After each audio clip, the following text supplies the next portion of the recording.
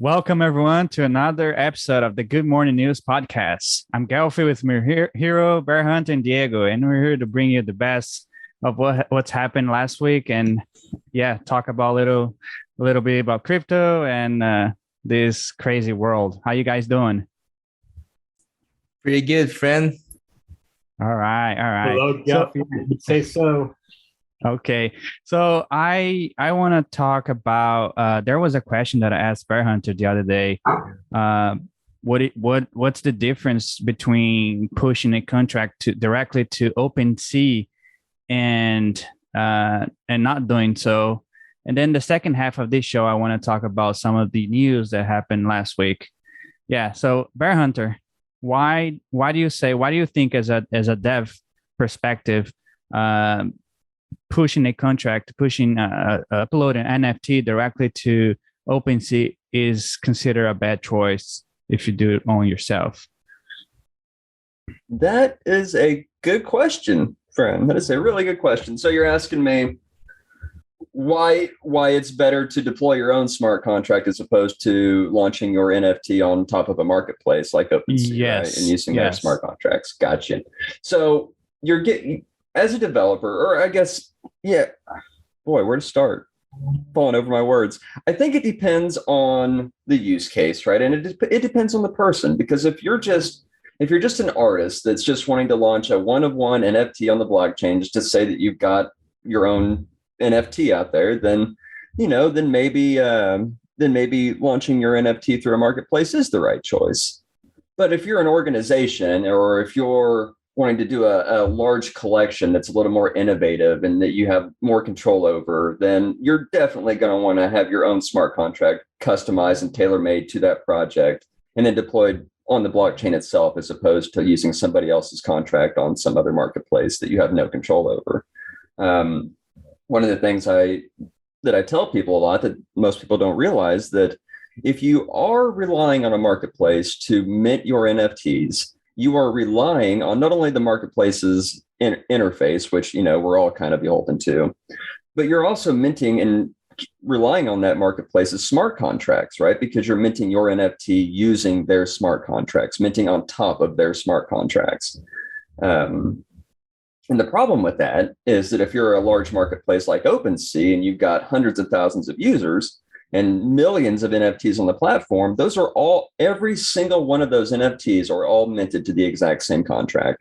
So if you were to go right now and mint one of our right click, save one of our chippies and go mint it on OpenSea, your token ID for that chippy would be token ID 1,500,000. You know what I'm saying? It's going to be some astronomically large number that your brain can't even comprehend. And that's because every NFT that's minted on OpenSea is minted on those contracts, on that exact same contract. So if something were to ever happen to that contract, say a nefarious actor goes in and attacks that smart contract and is somehow able to gain ownership of it and do some other nefarious things, then every single NFT that's ever been minted on those OpenSea contracts are gone. Absolutely gone, toast. You lose all the metadata, which is a whole nother side of that equation, which they hold all the metadata on their servers too, which is a centralized source. It's a very centralized source and a major point of failure there as well. So I guess what I'm trying to say is that if you're minting an NFT through a marketplace like OpenSea, you're putting a lot of trust in that marketplace that nothing ever happens to it, and therefore nothing ever happens to your precious NFT.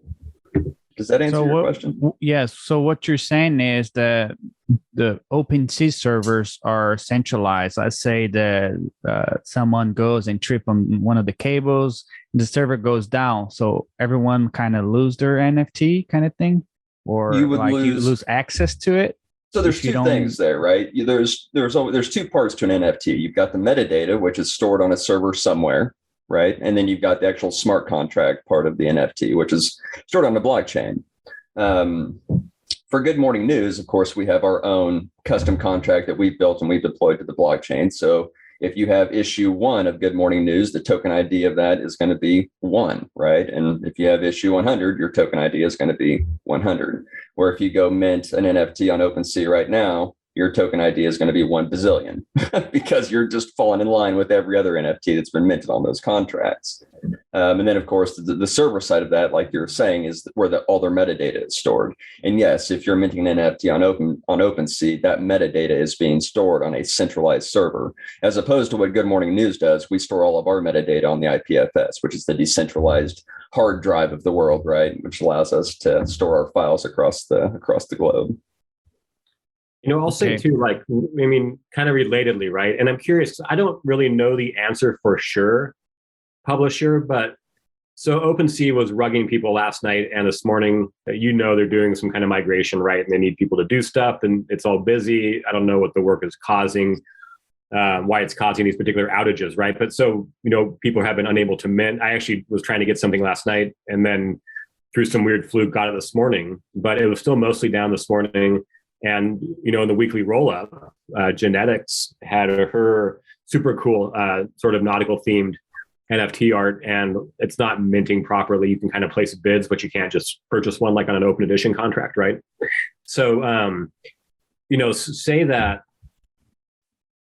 would you have that same issue? I mean, because you're not on top of the smart contract, right? And you're just basically allowing OpenSea to read the blockchain and the contract that you uploaded to it, right? Would you not have the same transactional issues? Like when Poly is stuffed, and have these were both on Poly, right? And so, would you have had that same issue last night? Like if I had tried to go in and, get something from your contract on OpenSea, I mean, I can't do that currently, right? That's why we go to the other place. So we can't really do that, right? So let me stop you. That's a great question, buddy. I'm glad you brought it up. What OpenSea is doing right now, I'm sure we all remember because we covered the story. Remember when OpenSea had the massive glitch in their contract where the apes were being sold for the old listing prices? That's what they're trying to fix now. Right. And at the time we talked about, the only way that OpenSea can fix that is to launch new contracts because they screwed up the original contract. That's where the real bug is. So you can't go in there and just patch it? No. I didn't think so, but I was just checking. Yeah, this problem's so large. The only way that they could fix it was to launch new contracts. And that's what they're doing right now. They are in the process of launching and deploying brand new contracts to the blockchains, Ethereum and Polygon both, and they're having to migrate all those 1 bazillion NFTs that we talked about over to these new contracts. And it sounds like you're putting that onus on the user to migrate them. They are. They absolutely are. Yeah, if you in this, that'll get back to your question too on why we don't even have to worry about that, right? Because that's not even our problem, right? Right. So yeah, you're absolutely right. If you went and you minted an NFT through OpenSea on top of their contracts, you are having to jump through hoops right now to figure out what the hell to even do with your NFT, and even if it's going to exist on the other side of this. Good Morning News does not have to worry about that because, like we've talked about, all of our stuff is deployed directly on chain. OpenSea's API just pulls our metadata and our smart contract data from the chain and then just displays it, right? It's just a translator for the stuff that we have, or that we already have on chain. So we don't have to do anything, right? OpenSea caters to us. So yeah, I don't know if these were minted on OpenSea or not, I guess, but either way, like you still couldn't even purchase them, right? I mean, you couldn't just hit buy now. That was broken. So I guess this was already minted, all right? But so you're asking me so. Again, for our purposes, for GMN purposes, it doesn't affect us at all because there's nothing that GMN does that even associates with OpenSea other than people go there to view their NFTs, right? That's about it. It's an NFT viewer for us, period. Exactly. That's all it is, plain and simple. Now, with that said, if there were people and there are some who have their NFTs up for sale over there, and you were trying to buy one of those NFTs off of OpenSea's marketplace right now from the third party or the seller, right? Then you might have issues getting that transaction through because that particular transaction is interacting with OpenSea smart contracts, right? That entire transaction is happening on top of OpenSea's platform and has nothing to do with our smart contract and our minting platform. So when I work any time that you have an interaction where you click buy now from the seller, right? Even the original person who minted, right? Which I still think is maybe technically a third-party contract since you didn't mint it directly from the website, right? So but anything you buy in OpenSea, this is one thing I've always been confused about. And Gelfi, stop us whenever, right? Please. But when I hit buy now on something that's never been actually sold on the open market, it's the first time it's been sold, post minting. You're not if it's a 0 of 200 open edition, and I and I hit buy now and I'm getting number one, I'm not actually minting right there. Aren't those already minted? If you're buying them, are you talking about hitting the buy now on OpenSea? Yeah. Then yep, those are already minted. Those are already in somebody's wallet somewhere. Yep. All you're doing is buying it off of them. Exactly. And the original artist, and essentially, I'm just kind of trying to do like a little one-on-one. I think I know this stuff, but I don't really know if I know this stuff, right?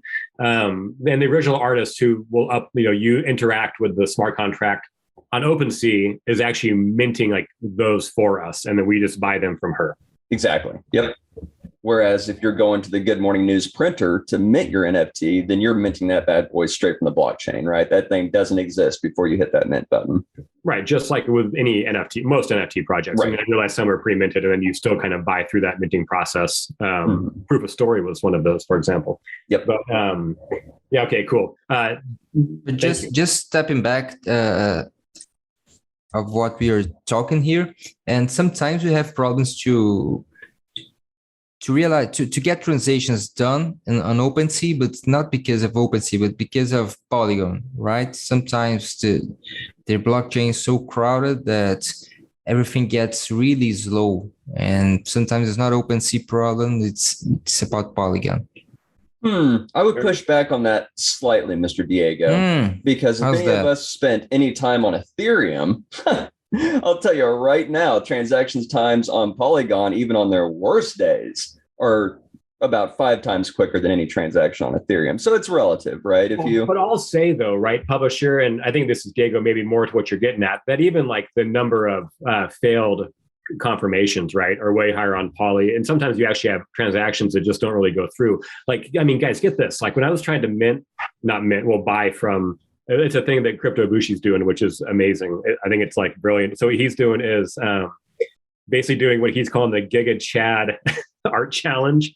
And he is putting, so he's minting his own work one a day for 365 days, selling them for 0.1 ETH, but on Poly, and then putting them into a multi-sig and everything, right? I guess minus transaction fees.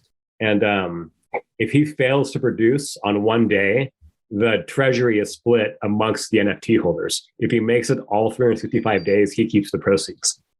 So like, it's freaking brilliant. And I'm like, I'm all on board. So I was trying to buy one of those last night, couldn't get it to push. He got all the way to signature, and the final thing wouldn't push. Had it this morning, push, fail. And then all of a sudden I found out like the transaction went through, even though I never signed, right? Never successfully signed in my wallet. So super weird, dude. And that was this morning. I mean, yeah, same thing happened to me. I was trying to buy an NFT on Polygon and was failing, but I was just pushing the button. So I ended up buying like 30 copies of the same NFTs. Oh my God. Anyways. That was only one of mine. Yeah, experience that as well. How do I know if a contract is from OpenSea and then when it's not from, if it's not from OpenSea? How do I know that? Well, that's a great question.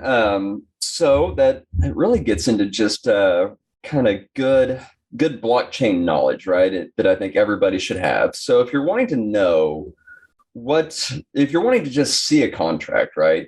And everybody should do this before you buy anything. For God's sakes, go look at the contract. But if you click on an NFT, say we're on OpenSea, you click on the NFT there, you go to the details tab, and you're going to see a little drop down, and you'll see a little link there that it says contract, and it's got a hash next to it. You click that hash, and it's going to take you right to the block explorer where that contract is sitting on.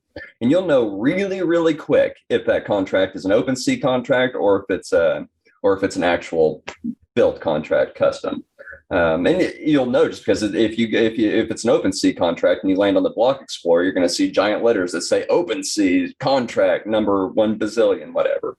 Where if it's a custom contract, when you land on that block explorer, you're going to see something like Good Morning News, where it just has Good Morning News sitting there and all the contract information. Yeah, that's a dark side of NFTs because people don't really know if a contract is being maintained directly from. It's and it's not just NFTs though, right? This can be applied to all tokens across the board. The NFTs becomes like centralized, right? Because they're being minted on OpenSea. Kind of They're more centralized than the ones out there. That's what I'm understanding. Yeah, I popped into a meeting the other day. I kind of crashed it, really, is what I did. And the first words out of my mouth were, I don't consider any NFT minted through a marketplace a real NFT. And I stand by that. And it's for what you just said. It's the reason is for what you just said, because it's completely centralized. And if anything happens to those marketplaces, those NFTs are gone, right? The buyers lose their NFTs, the creators lose them all. I mean, it's not good. And I feel like, especially with how big OpenSea's gotten, right? It's just, there's a giant target just sitting on their backs, completely vulnerable and just waiting for something like this to happen. I don't think it's a matter of if, it's when. And they can also revert transactions if they want to. Absolutely. Revert transactions, blacklist you. Yeah. So that's bad. That's real bad. I mean, I hope people understand that before you buy any NFT, not just NFT, check the contract and see if it's sitting on a decentralized server. That's the best thing you could do, right? Best thing you can do. Always just check the contracts. You don't have, when I say check the contracts, a lot of people think that, oh man, I don't know how to read code. How am I going to read a contract?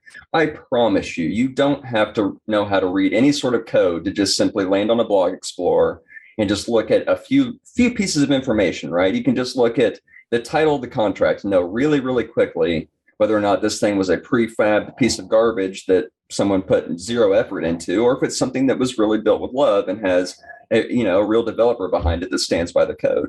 You'll know real quick just by looking at a few little details. Let me ask you a question, Pub. So are you saying that like any time that you are interacting with OpenSea and you hit buy now, that that becomes the failure point in the blockchain for this particular NFT? No. So there's two things here, Hero. You got the buy now, which is an option that you have for all secondary market sales. And that doesn't, period, right? And doesn't, and irregardless, which is not a word, but regardless of whether or not you minted off the OpenSea contract. Right? I mean, like I could put my, commemorative edition up for sale tomorrow. I think you're rugged, but maybe Pub. No, I'm here. I'm just listening. Can you hear me? Yeah. And, versus like, I guess, so, how do you know, but can you know by looking at the NFT, whether or not you're buying something with a OS contract, or do you have to go to Blockchain Explorer? I guess that's the nut of the question I'm asking you. How do we know by looking at OpenSea whether it was minted on OpenSea? You don't. You have no way of knowing, and they are very, very good at hiding it. You have to go to the Block Explorer. Yeah. So that's like what we're calling NFT hygiene then, right, guys? I mean, essentially, when you go to buy an NFT off of OpenSea, you want to first go to the Explorer to make sure that it doesn't have an OS contract. And if it does, and you still want it, well, fine, right? You get rugged. One of the best ways to ensure that you're always having good practice like this is to just go mint directly from the contract itself. If there's a project out there that you're interested in and you think they're doing cool things and you want one of those NFTs, don't go to their front end. Don't buy it off OpenSea. Go straight to the Block Explorer. Go right down to that mint function, put in the number of NFTs that you want, and click right. Mint directly from the contract. That ensures, one, that you've taken the time to look at the contract and realize that it might be something that you're interested in. And two, you're just ensuring that you're talking directly to the blockchain itself, and there's no middlemen, and it's no pretty easy, intermediaries though. there. It's not that hard. It's you just super easy. Go ahead, connect your wallet to the Block Explorer and mint it. That's it. And I'll say this: if you ever want to know how to mint directly from a contract, give me 30 seconds of your time, pop over to the Good Morning News server, say, hey, Pub, how do I mint directly from a contract? And I'll show you how to do it in less than 30 seconds. It would almost be like, it would be a good idea, Pub, if you made an NFT and then the only way that people could get it was to go right to the contract and do that. I wonder if you were to do that. We did it these days. I know, I was just joking. We had the donuts, right? We had the donuts for that. That's that's the donut contract. It's awesome. It's to teach us how to do that. I've minted from contract before, and I remember watching YouTube videos, for 20 minutes to make sure that I knew what I was doing, because it's a little bit. It's just novel, right? To people who are used to doing it, the kind of click, connect, wallet way, and then who don't really know code, maybe your computer comfortable, but like don't really know what they're looking at, right? Other than some obvious telltale signs. And then because you're kind of, okay, these are, I don't really know for sure what these text box means, but I think I know what they mean. Is this, if I put it right here, right here. So yeah, it's super awesome, but it feels really empowering, right? It is. It's super intimidating at first, but when you learn how to do it, and when you learn just how easy it is, things begin to click, right? You begin, and these are skills I think that are super important to have in this space. Yes, they're difficult to learn. The learning curve is steep, but when you have just these basic skills of being able to understand a block explorer's basic information, my God, you feel like a superhero in this space because 99% of the people around you don't know how to do any of this, right? So you can really become a Sherpa and really, really help people and really empower them to not get rugged and do something actually productive in this space. Strong publisher. That's probably a good transition as any. Very nice. So, okay, so let's go to the next topic here. I want to talk about what happened last week with the, it's still happening, right? With the censorship with the Canadian border. I think Hero wrote the story, right? And you can talk. No, I didn't actually write that story from last night. That was a combination of Themes, who's a new contributor, and Tomahawk, who has written one other piece. He's Tomahawk is an OG in the Bankless DAO Writers Guild. Themes popped on the scene a couple months ago. She's helping out at DAO Punk's podcast, executive producer. Really, so she's got some podcast experience, which is great, and she wants to write. So here we are, and yeah, so that 700 and some odd word beast that was put out last night, that God bless Apollo did the VO on. So did Gelfie. Gelfie recorded all of it too. Oh my goodness, Gelfie. So in Portuguese. I'm surprised you even have a voice left after that. I mean, it was amazing. So I actually listened to it this morning on the native audio file on the server. So it was cool. But yeah, so no, I don't really have like a well-informed opinion, to be honest. I haven't read very much on it. I mean, I read the things that we put out, but I haven't read widely on the topic. And so I don't, it's obviously really disturbing, right? That we see, our peaceful neighbors to the north, where we are in America anyway. I'm 90 miles less than, to the Canadian border. And I always think about them as being a docile, like gentler, more humane, sort of more civil country than our own at times, right? And, the sort of, invocation of the Emergency Powers Act, or whatever they officially call it. And, to sort of do this seizure of information, to censor certain content, to, threaten particular actions. I'm shocked, I am truly astounded that that's where we're at. And so it's another example of illiberal liberalism, which as a liberal guy, right, I can get a little political. I find it challenging to reconcile with where I want the world to go, and so we'll see, guys. I am, the blockchain will win in the end, but we're gonna struggle a bit along the way, and I hope that we can kind of keep our rights intact as we do this. Yeah, that could be like bullish for crypto, in my opinion, because crypto is all about censorship resistance, right? That's right. Yeah. And so, it's really, in some ways, it's interesting advertising for crypto. And if it's, you don't see a lot of really good reporting on it yet, right? And so not from that angle, certainly. I expect that to kind of come out more.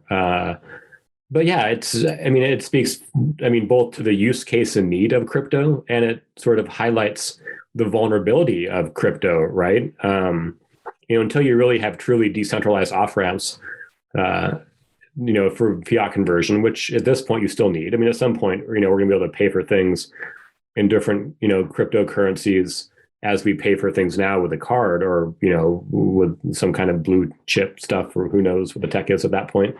But for now, like, we have to, if you want to convert to fiat, you got to off-ramp it, and you off-ramp, and it's centralized, and subject to these governmental choke points, right?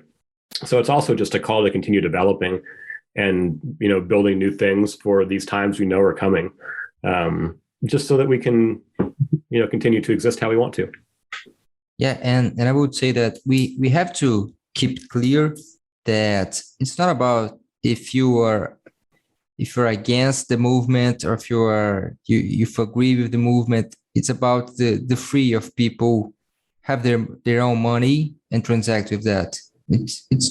It's this is what we are talking about. And so when we see this happening, okay. And when we see this happening in a country like Canada, that everybody sees like a liberalist place, and it really is shocking. We wouldn't expect that. Nobody would expect that. We had some kind of related things to that in Brazil 30 years ago, but when we see a country like Canada doing this for its citizens, it's shocking. I agree, man. I agree. I really channeled my my inner Mel Gibson from Braveheart when I wrote the first article on this. It was it's true though, and it's really scary to see a nation like Canada, who, like Hiro said, I also have always looked upon very fondly. Right, it was always considered the place that I want to go as the Titanic goes down. Right, got to get to Canada. It's always been my joke. But to see the cracks begin to form in a nation like that, man, it really is kind of a wake up call for where we're at globally, in geopolitical situations. I mean, things definitely seem like they're getting bad out there. I mean, I don't know if it's just from my own little bubble here in the States, here in Kansas, but it's not just Canada, right? You're starting to see nation states and economies really crumble across the globe. And you can't help but wonder if that doesn't have something to do with the world's reserve currency really just going to shit. I don't know. I don't think it's a coincidence. I think these things probably do go hand in hand at some point. Definitely scary. And will be interesting to see how it develops and what the citizens do. I mean, another interesting story that we haven't touched on at all was Ukraine legalizing all cryptocurrencies like the day before, Russia was supposed to invade. I think that was a super interesting development. You would think if cryptocurrencies are such a joke, right, and they don't really mean anything, like a lot of our politicians like to say, then why would a country who's on the verge of being invaded by a foreign power, why would one of their first priorities be to legalize cryptocurrencies in a situation like that? It seems odd, right? Unless they really, really need it, and it really could be their answer to their Ukraine's economy. If the worst were to happen, they would at least have some sort of way to preserve their wealth, right? Which is just crazy. Sorry, started to ramble. I see. I believe that the nation states are going to have a lot of trouble in the future when people transact with cryptocurrency. Let's say I want to buy a car, the dealership accepts crypto, so I don't need to,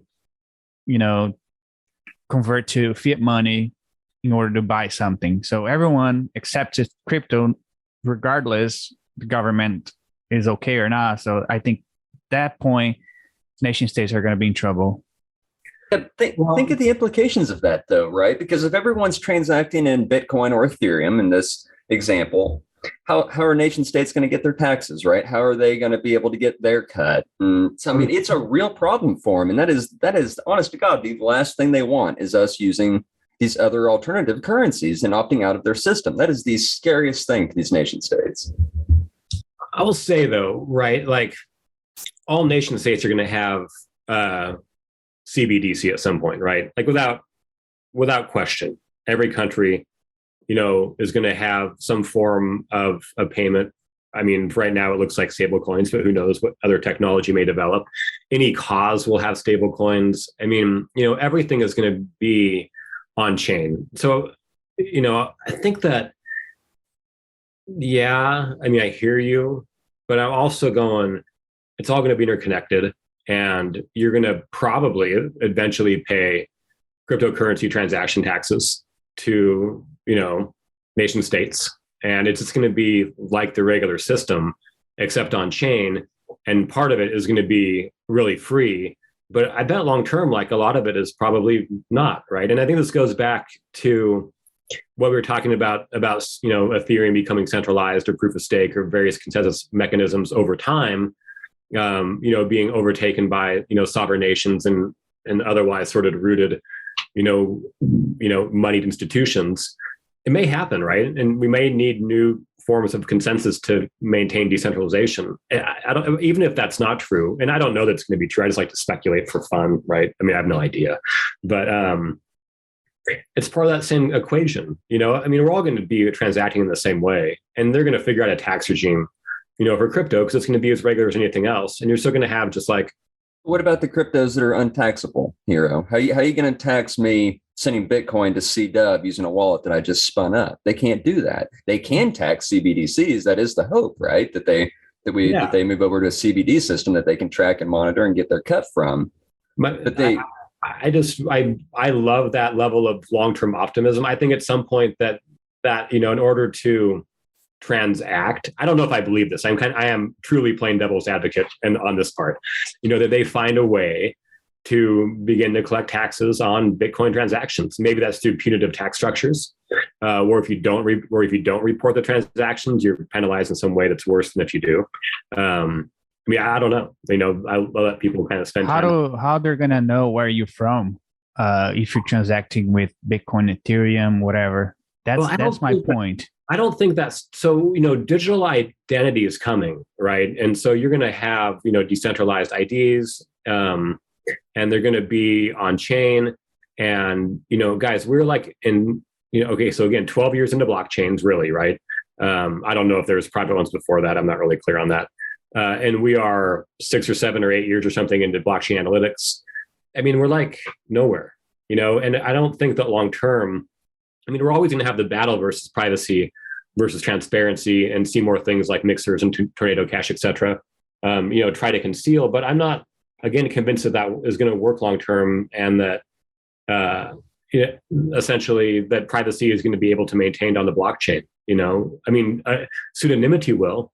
Right. And there'll certainly be actors, many, many, many, who go through great lengths to maintain a level of privacy and secrecy online. But I think for the most part, people are going to figure out how to decode most of that stuff through you got to remember, like, Web2 companies have, tens of thousands of data points on you. And, these data aggregation firms have tens of thousands of data points on you, and through some magical algorithms, it's not going to be hard to plug in all of that information into blockchain analytics and kind of figure out who you are and what you do. I don't know that it's realistic to think otherwise long term. I've never been more bullish on Zcash than I am right now. All that shit. So it's going to be the challenge. It's going to be again, going back to the privacy, security, transparency, openness, and all that stuff in between. And it's just it's always going to be the battle, guys, right? I mean, it's always the battle. And I must say that I'm happy that we have Bear Hunter here, because you, Hero, my friend, you're a bear. No, I am bullish. I am bullish as hell. I just, as someone who spends a little bit of time with history, I just, I just am concerned about the state. I think the world is like, I'm a techno optimist at heart. Totally. I'm a total solar punk, but I also think that maybe it's not going to be as open and free and censorship resistant as the technology could otherwise enable. So I don't know if it's bullish or bearish. I mean, I think that everything's on chain. So by that way, I'm totally bullish. But I think that's just not going to, I think the governments and legacy institutions are going to maintain a level of power over the blockchain, at least under certain protocols and certain, types of consensus that is going to surprise people. I agree with that 100%, man. I absolutely agree with that. I think things like Bitcoin, Ethereum, we will have on-chain identities. They will figure out how to track these transactions, and it will become a game of whack-a-mole, right? Where you'll have all these Zcashes and Moneros popping up and Tornado Cashes popping up that people will use to avoid those things. And I think that's just my opinion. I think states are going to be smaller. Kind of each state's going to offer something different to bring people in, because once many people don't need they can live anywhere they want to make the income. So they're not going to stay at a higher tax state, for example. So I think states are going to have to compete for people, and they're going to have a way to tax the individuals that live the particular state. So I believe one shape or another, that's gonna happen. So just my belief. No, I understand what you're saying totally. I think that's a real possibility as we go forward, for sure. I mean, people will be shopping for customers in some ways, right? And part of that package you're going to offer as incentives will be some level of data privacy protection. Definitely. So just to end this podcast, let's talk about the 100 days of Good Morning News. Is that right? 100th edition. Delphi, it is so true. Please, publisher, as the person who actually wrote the smart contract, and then pinged me and said 100 days ago, hey, guess what I built? Tell us about the 100 days, my friend. Well, we're there. We are there. Tonight we publish issue 100. How insane is that? It's absolutely amazing. It's unbelievable. Yeah, and I can say that I'm really happy that we are seeing new people working every day, new people popping up every day on our server, and it's awesome. It's really exciting. I'll tell you something else I've noticed. Honestly, just over what appears to be the last 48 hours, is I feel like there's this real momentum shift in news, blockchain news. I feel like might just become a thing. Like that, this might just be one of the trend things that catches on throughout 2022 here. The reason why I bring this up is I was going through Denver videos last night, checking out all the speeches and all the presentations that I've missed over the past week. One of those presentations was given by a fella named, I'm drawing a blank. Hang on real quick. Let me pull it up. Mark something. Dang it.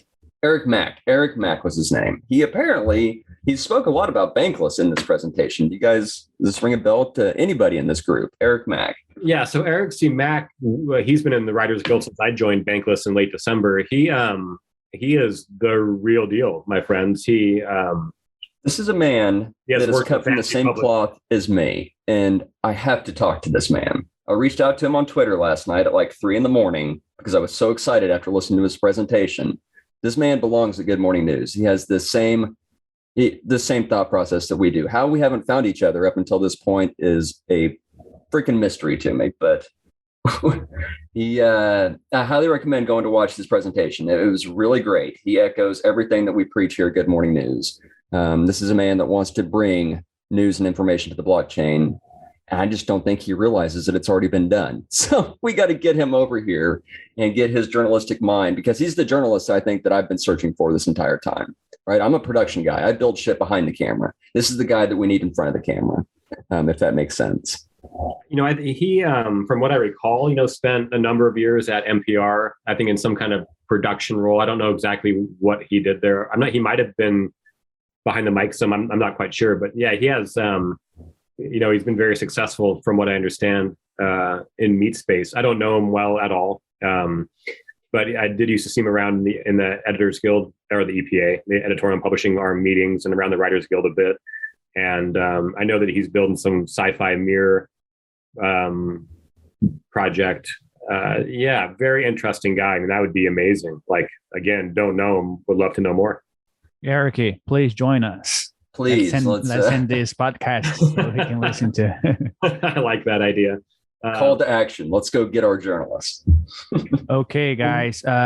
Hero, do you want to do the little disclaimer? Tell people that none of that we're talking here is any legal stuff. Oh gosh, I'd love to. Ladies and gentlemen, pseudonyms and anoms. Nothing that you have heard here today or on this podcast on any day in which you may listen to it should be considered any type of financial advice, investment advice, legal advice, general advice. You probably should disregard most of it generally and just take the parts that you cared about with you, but do not rely on anything you heard here today. I hope you have a lovely day. Join Good Morning News. Join Good Morning. Join us. Yeah. So otherwise, join us. World, we're talking new writers, new voiceover people. Before too long, we'll have a new editor, I'm sure. A lot of action. Come join the server. It's popping, and we're like the frothy bubble stage. I mean, it's about to spill over, So come now. And if you want to help us to translate Good Morning News for other languages, join us as well. Mr. Diego wants to retire already. Please get us in for the translator. With that, we end up this amazing episode, and I hope to see you guys next week, and I hope everyone enjoyed it. Thank you all. Thank you, Gelfie. Bye, Diego. Bye, Bear. Thanks, friends. Bye.